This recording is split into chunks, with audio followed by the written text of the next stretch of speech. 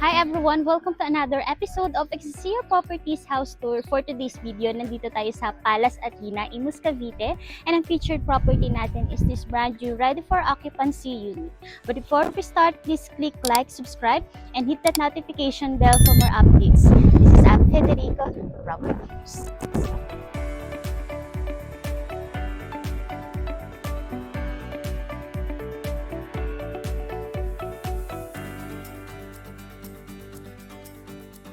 Para sa brand new ready for occupancy unit na to, yung lot area is 150 square meters. Then for the floor area is 210. And this is facing north, yan. And this is single attached yan. Ipa-appreciate ko muna sa inyo kung gaano kalaki yung ating property. Diba? Ang ganda. Modern style property na parang may touch of industrial. And then ito yung ating vehicular carport gate and kaya dyan yung ating dalawang sasakyan. Dito tayo. Pagpasok natin, meron pa tayo dito mga landscape gardens. And ito yung ating pedestrian gate.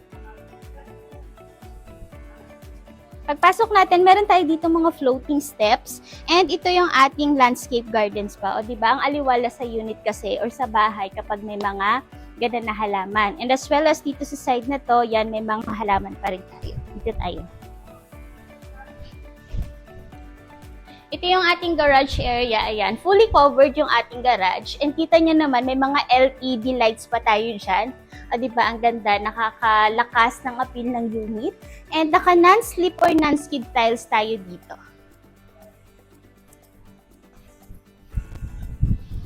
Ito naman yung ating left side ng unit. This is roughly 2 to 3 meters wide. Yan. Sorry, medyo malakas yung hangin. And then, may mga plant box na tayo dyan. Meron tayo dito mga bamboo na halaman. And dito tayo. Yan, still, meron pa rin tayong plant box and then your landscape. Meron tayo dito mga accent light or mga post lamps as well as dun sa side na yan, meron din. And ito, yung door natin from our dining. Ito na rin yung magsisilbing door natin going to our lanay. Yan, may mga steps pa tayo dito. And this is our service area. Yan, kita nyo naman, okay din naman yung space natin for our service. And meron tayong cover dito. Yan yung cover natin. May mga lights na rin tayo dyan. And this is our sink. And pasensya na po sa mga gamit para at least malaman nyo rin na itong unit na to is kakagawa lang or kakatapos lang. And included sa package yung ating water tap. Tara naman sa loob.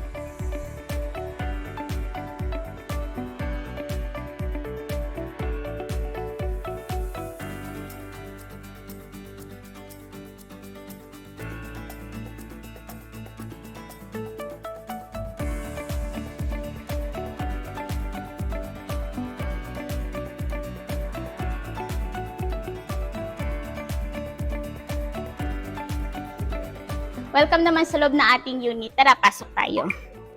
Yan, medyo mabigat yung door natin. Diba, ang laki ng door natin and this is made of solid wood. Plus, meron tayo ditong tempered glass. And naka-smart lock na rin tayo dito. Dito tayo. Isa ito sa favorite ko sa unit na to, itong ating double height ceiling. Yan, double height ceiling. And meron na din tayo dyan na chandelier. Ang ganda, ang aesthetic ng chandelier natin. And as well as, tingnan nyo yung ating wall. Yan, naka-UV wall tayo dito. Yun yung design natin. Meron tayong mga LED lights pa dyan.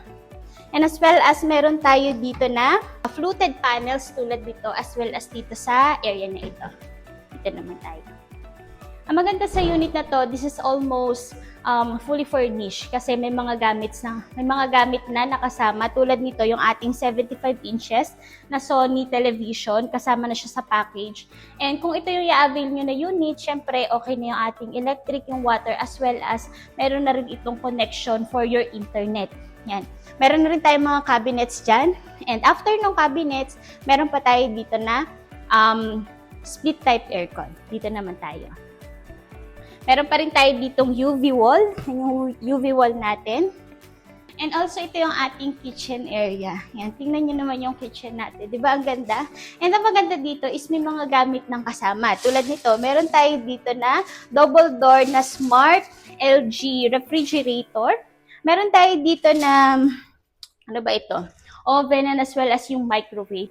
And also, bago sa amin to, meron tayo ditong wine chiller or wine cellar. As well as meron din tayo ditong mga spaces na pwedeng dito mo ilagay yung iyong wines. Yan siya. Diba? Ang dami mong mga cabinets. After natin doon sa ating wine cellar is ito yung ating countertop. Yan. Ito ay made of quartz. And then also dito sa area na to, pwedeng dito yung cooktop. Meron na tayong mga outlets doon.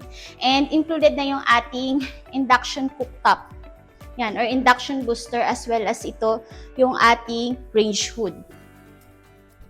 And then ito yung ating sink. Yan, mga sink natin is mga modern sink na yan. And isa pa, yung maganda sa mga cabinets dito na talagang ma-appreciate mo kung isa yung kusina sa favorite part mo ng bahay is yung mga ganito. Diba, ang ganda. Mga spaces na ganan para in case yung mga gamit mo na hindi mo kayang kunin dun sa corner. So, mas madali mo siyang makukuha.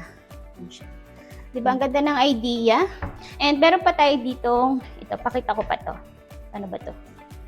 Ayan. Diba? Ang ganda na ating mga stainless pull-outs. Modern talaga siya. Kaya kung akong tatanungin, sulit na sulit talaga yung price ng unit na to. Plus, ang maganda pa sa unit na to, aside from maganda yung bahay, maganda rin naman yung community, is kasama rin sa package yung ating 8 units of CCTV cameras plus may monitor na rin yun. Dito tayo. Ito yung space natin na pwedeng mag-serve as your dining area. Kita niyo naman, meron tayo ditong door going to our service area. Yan, napakita ko na naman yan kanina. And then also, dito sa ating dining area, meron na tayo ditong lamp or meron na tayo ditong lighting fixtures. Pwedeng dito yung 6-seater dining set para malaki pa rin yung space. And then also, meron tayo dito na salamin. Yung salamin natin. Di ba ang ganda? Mas maganda, mas malaking tingnan yung ating space. And as well as dito naman, buksan ko to. Yan. Ito yung sinasabi ko kanina na sliding door going to our lanay. Which is, ang maganda kasi dito, yung lanay nito, is meron siyang mga halaman, kaya mas nakakadagdag ng aliwalas. Plus, pwedeng buksan mo yan, tapos, lagyan mo lang siya ng screen. Yan, ito yung screen natin. Ang kapal din ng screen nito. Dito tayo. And this is our bedroom number 1. By the way guys, yung total bedrooms ng unit na to is 4 bedrooms. Isa dito sa baba and 3 sa taas. Ito yung ating first bedroom. Kung ano yung nakikita nyo, ito na talaga siya. Kasama yung ating mga cabinets na floor to ceiling. And may mga space pa dito na parang yung sa cabinet niya is meron siyang tempered glass. Siguro lagay ng bags or ng makeup. Yan, okay siya. And kasama pa rin sa package yung ating Daikin na split type aircon. Ito yung ating toilet and bath. Kita nyo naman, floor to ceiling tiles, complete set of fixture siya. And then water closet with bidet. And meron na itong mga water heater, by the way guys. Meron na yan. And dito tayo. Yan. Ito yung ating wet area or shower area. Kita nyo naman, ang taas pa din.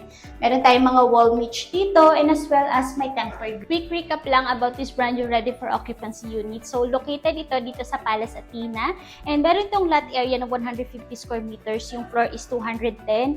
Meron dito sa ground floor, meron tayong massive door or yung main door natin. Meron tayong double height ceiling sa living area. Ito yung dining natin. Yung kitchen natin is almost complete na yung fixtures. As well as meron tayong ground floor bedroom. Pero bago tayo mag-proceed sa ating second floor, ipakita ko muna to. And meron tayo dito mga cabinets tulad nito. Yan. Diba? Ganda oh. Pwedeng, I don't know kung pwede mong lagyan ng sapatos o mga stocks. Pero ang ganda kasi ang dami talagang mga cabinets ng unit na yun. Na to. Kaya isa ito sa mga nagustuhan namin. And then dito naman, ito yung ating powder room. Ayan. Powder room natin is yung tiles na ginamit is para siyang wood or wooden type. And then meron tayong ditong block. Yan. Complete set of fixtures tayo. And naka-smart toilet tayo dito. And as well as meron tayong lavatory. And meron tayo ditong mga spaces. Ayan siya. May mga lagayan tayo ng stocks. As well as sa ilalim may space pa rin tayo. And yung mirror natin, yung favorite ko, na nag-iilaw-ilaw with LED yan. Yan. Puntahan naman natin yung second floor.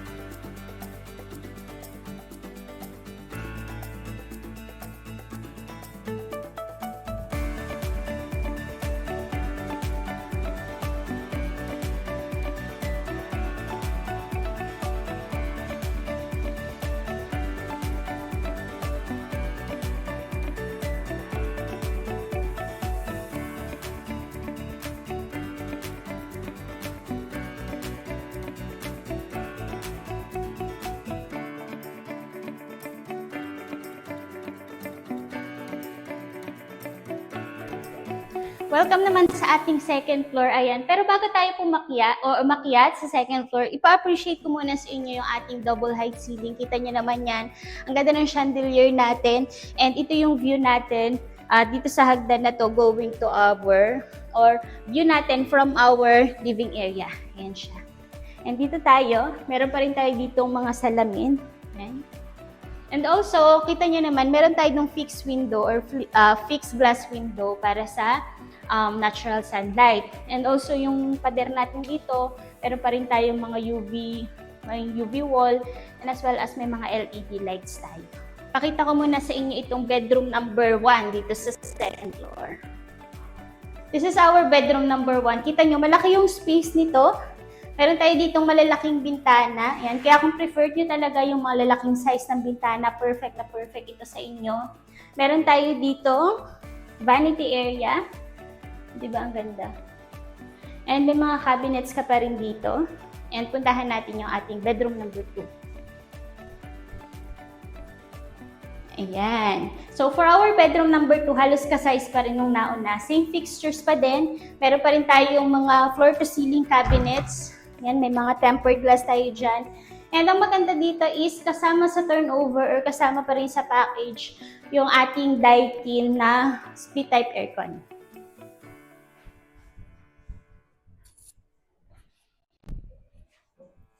And ito yung ating common toilet and bath dito sa second floor. Ayan siya. Complete set of fixtures pa rin. And meron pa rin ito ng salamin na ito malaking version to eh. Nung favorite ng salamin. Malaking version siya. Pero patayin ko. And complete set of fixtures pa rin tayo. And meron na rin itong mga water heaters. And tingnan nyo naman ang lapad ng ating walkway. Yung ating pathwalk dito sa second floor. Dito naman tayo. So, this is our master's bedroom. Ay, sorry. So, this is our master's bedroom. Sa master's bedroom natin, kahit queen size bed, yan, sukat yan dyan. And as well as yung master's bedroom natin, meron siyang walk-in closet. Tingnan nyo naman yung walk-in closet natin. Diba? Ang tataas, ang lalaki. And also, dito sa side na to, meron pa rin yung vanity area. As well as yung pa rin yung sa mga cabinet, yung parang may tempered. And ito, kung paano bubuksan, pupush mo lang siyang konting ganan.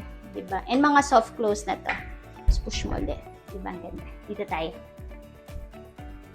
And this is our master's toilet and bath. Pero tayo ditong dalawang sink, his and hers, and ito, mas malaking version. Kung kanina, pinakita ko sa common toilet and bath na malaking version yung salamin, ito, mas malaki pala to. Mas malaki yan. May LED lights pa rin yan. And as well as naka-smart toilet tayo dito. Di ba ang ganda? Naka-smart toilet ka sa unit na to. And also, dito naman tayo sa shower area. Malaki yung space natin dito sa shower area natin. May mga wall niche pa rin tayo. And syempre, meron pa rin ito na water heater. Dito tayo.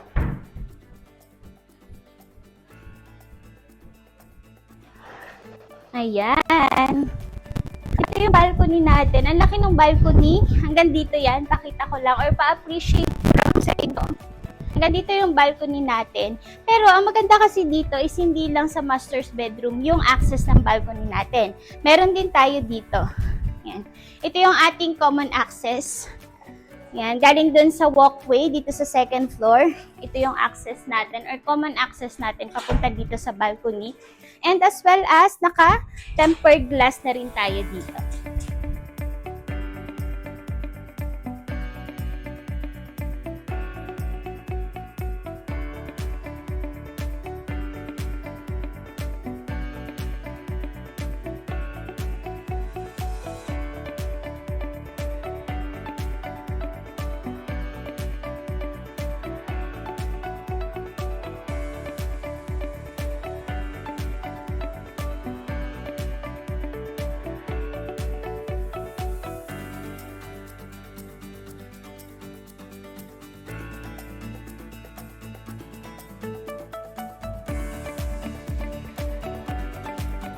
So that's it for our brand new ready for occupancy unit dito sa Palace Athena. Ulitin ko lang ha, yung price dito sa ngayon is 15.8 million.